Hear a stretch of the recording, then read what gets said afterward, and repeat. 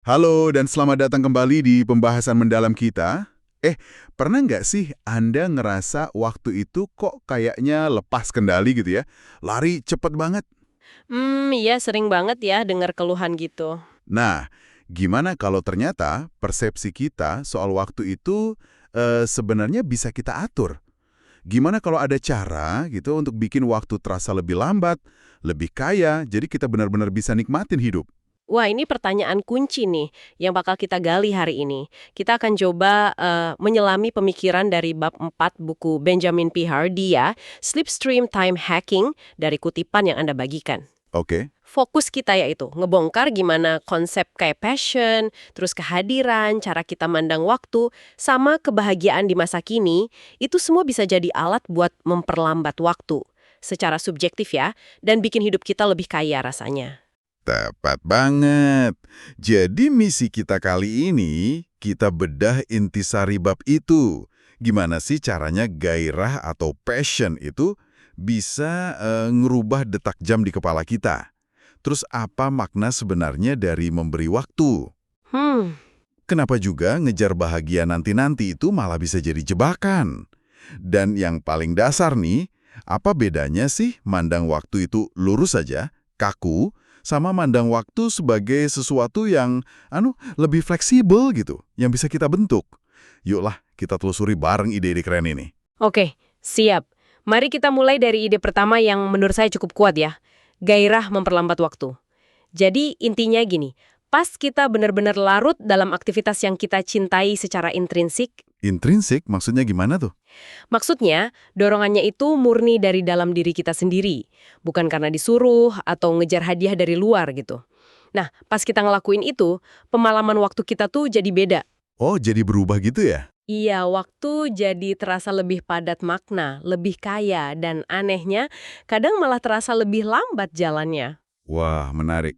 Jadi ini bukan kayak sulap nambah jam dalam sehari gitu ya? Bukan itu. Tapi lebih ke mengubah kualitas pengalaman di dalam jam-jam itu sendiri.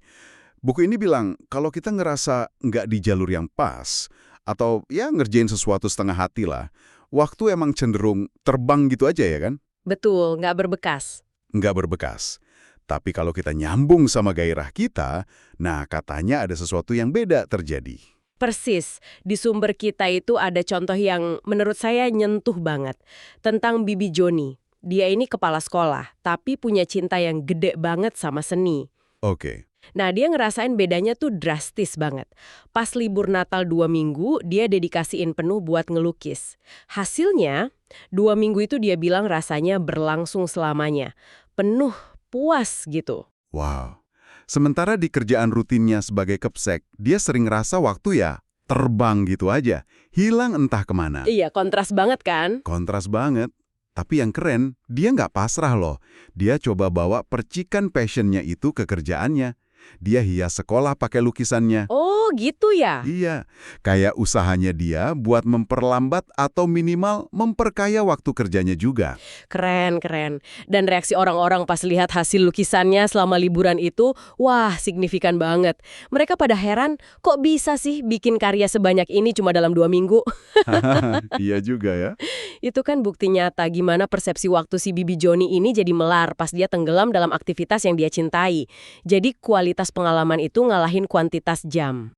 Ini bener-bener ngajak kita ngaca ya jadinya. Coba deh Anda renumin bentar. Aktivitas apa sih yang bikin Anda lupa waktu, tapi dalam arti yang positif ya? Yang bikin momen tuh kerasa lebih penuh, lebih lambat. Ada nggak passion yang mungkin selama ini kependem, yang bisa Anda coba bawa lagi ke hidup Anda, sekecil apapun itu? Kayak Bibi Joni tadi. Nah, nyambung ke konsep berikutnya nih, nggak kalah penting. Karunia waktu. Penulisnya bilang, hadiah paling berharga yang bisa kita kasih itu bukan barang loh, tapi waktu kita. Waktu kita. Maksudnya? Lebih tepatnya, kehadiran kita secara utuh, fisik dan emosional. Itu hadiah paling murni. Oh, jadi bukan sekedar ngasih kado yang dibeli pakai duit, hasil kerja gitu ya. Yang itu juga simbol waktu sih sebenarnya. Tapi ngasih diri kita sendiri, perhatian penuh kita. Betul, tapi buku ini lebih jauh lagi. Katanya ada level yang lebih tinggi dari sekadar memberi waktu, yaitu menciptakan waktu buat orang lain. Wah, menciptakan waktu. Gimana tuh maksudnya? Agak abstrak ya? Nah, contoh di buku ini jelasin banget. Ada cerita teman si penulis, namanya Steve. Dia bisa pensiun lebih awal. Kenapa? Ternyata karena istrinya, Claire, sukses banget di bidang yang emang dia suka banget. Oke, terus hubungannya? Hubungannya, Claire ini, dengan memperlambat waktunya sendiri, maksudnya dia maksimalin potensi dan kebahagiaannya di bidang yang dia cintai, itu dia secara nggak langsung menciptakan waktu luang dan berkualitas buat keluarganya, termasuk buat Steve. Saya mulai nangkap. Jadi karena Claire sukses dan mungkin finansialnya bagus dari passionnya, Steve jadi bisa pensiun dini dan punya lebih banyak waktu luang, gitu ya? Persis. Dan dampaknya buat Steve ini, wah, transformatif banget. Dia jadi punya lebih banyak waktu buat main golf, hobinya. Katanya sih lebih sering main dalam 4 tahun pensiun dibanding 20 tahun sebelumnya. Wow. Terus dia bisa nikmatin momen sama cucu-cucunya pas mereka masih kecil. Dan dia juga masih fit. Dan yang paling mengharukan, dia bisa nemenin ayahnya di akhir hidupnya dengan tenang. Nggak ada penyesalan karena terlalu sibuk. Aduh, iya ya. Itu kontras banget kalau dia masih kejebak di kerjaan lama yang mungkin serba cepat dan nyita waktu ya. Banget. Ini nunjukin gimana pilihan satu orang dalam ngelola dan memaknai waktunya bisa ngaruh ke orang-orang terdekatnya. Pengingat yang kuat banget sih ini. Iya bener. Nah, pertanyaannya buat Anda. Gimana Anda mandang dan ngejalanin pemberian serta penerimaan karunia waktu ini? Udah cukup hadir belum buat orang yang Anda sayang? Atau mungkin ada cara nggak buat Anda secara sadar menciptakan lebih banyak ruang waktu berkualitas buat mereka? Mungkin dengan nata ulang prioritas, atau malah ngejar passion Anda sendiri kayak Claire tadi. Dalam ya. Oke, konsep berikutnya nih. Ini agak nantang cara pikir kita umumnya. Kebahagiaan ada sekarang. Si penulis ini agak keras nih, ngeritik mentalitas nanti deh bahagianya kalau udah, atau baru tenang kalau udah, gitu. Hahaha, iya kayak dikejar target terus ya. Betul. Mengejar fata morgana bahagia di masa depan ini, katanya malah ada efek sampingnya. Bikin waktu kerasa makin cepet, dan ironisnya, bikin bahagia itu sendiri makin susah diraih. Iya, kayak ngejar bayangan sendiri ya kan, nggak akan ketangkep. Penulisnya ngutip Rumi, kebahagiaan adalah sekarang. Terus Wayne Dyer juga, nggak ada jalan menuju kebahagiaan. Kebahagiaan itu sendiri jahannya. Jadi intinya?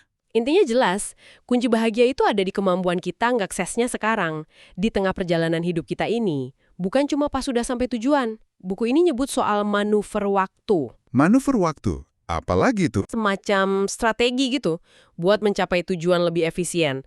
Nah, kesadaran dari situ tuh bikin kita ngeh kalau bahagia itu selalu ada kok, selalu bisa diakses, nggak harus nunggu pencapaian X, Y, Z dulu. Buku ini juga pakai metafora wormhole atau lubang cacing ya. Kedengerannya agak fiksi ilmiah nih. Gimana maksudnya? Anggap aja wormhole ini kiasan buat jalan pintas mental atau kesadaran. Kemampuan buat nembus tembok mental yang bilang gua harus A dulu baru bisa B. Oke. Dengan wormhole ini, kita bisa langsung nyambung ke rasa damai, syukur, atau seneng sekarang. Nggak peduli tujuan besar kita udah kecapai atau belum. Ini soal nemuin bahagia dalam prosesnya, bukan nunda-nunda terus. Tapi bukannya wajar ya kalau kita punya harapan buat masa depan, punya tujuan? Apa ini artinya kita nggak boleh punya ambisi gitu? Kayaknya susah deh buat nggak mikir, nanti pasti lebih baik. Bukan berarti kita harus berhenti punya tujuan atau mimpi. Itu penting banget sebagai arah. Terus? Tapi kita nggak perlu ngorbanin kebahagiaan saat ini demi kebahagiaan nanti. Kita bisa nikmatin perjalanannya sambil jalan ke tujuan. Bahagia itu bukan piala di garis finish, tapi teman seperjalanan kita. Oke. Jadi bisa jalan bareng ya, ambisi dan kebahagiaan saat ini? Bisa banget. Nah, pertanyaannya buat Anda nih. Seberapa sering Anda nunda bahagia? Kejebak nggak dalam pola pikir, nanti aja deh? Gimana kalau Anda coba mulai latih diri nemuin secerca bahagia, rasa syukur, atau damai di tengah sibuknya dan tantangan hari ini juga? Iya juga ya. Nah, ini bagian yang menurut saya bener-bener dasar banget dan bisa ngubah cara pandang kita radikal. Memahami waktu linear versus non-linear. Penulis ngejelasin ada 2 cara dasar mandang waktu. Dan pilihan cara pandang ini, konsekuensinya gede banget buat cara kita hidup. Betul sekali. Yang pertama itu cara pandang waktu linear.